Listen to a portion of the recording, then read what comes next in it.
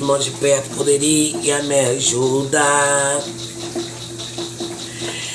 E do nada ele some sem falar, sem dar explicações.